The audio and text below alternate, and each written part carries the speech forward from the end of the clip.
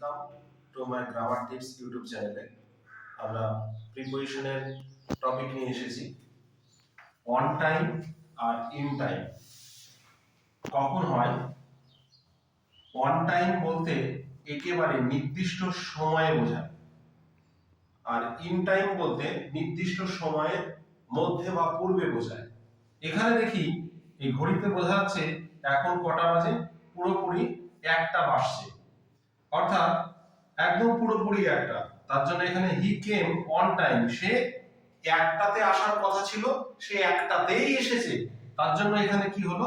On time ব্যবহার হলো।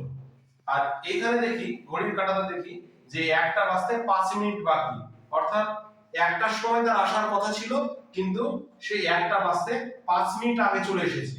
নির্দিষ্ট সময়ের মধ্যে বা পূর্বে যদি বোঝায় তাহলে সেখানে ইন টাইম হবে।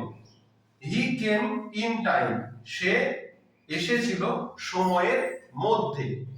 তাহলে আরেকবার দেখে নিই, অন টাইম বলতে হি কেম অন টাইম, অর্থাৎ 1টায় আসার কথা, পুরো 1টাতেই এসেছে, একেবারে নির্দিষ্ট সময়ে।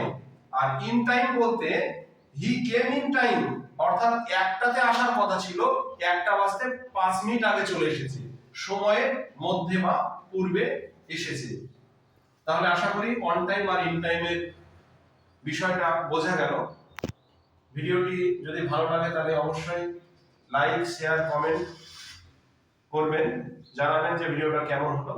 আর এরকম ভিডিও পেতে অবশ্যই আমার এই চ্যানেলটিকে সাবস্ক্রাইব করবেন। ধন্যবাদ।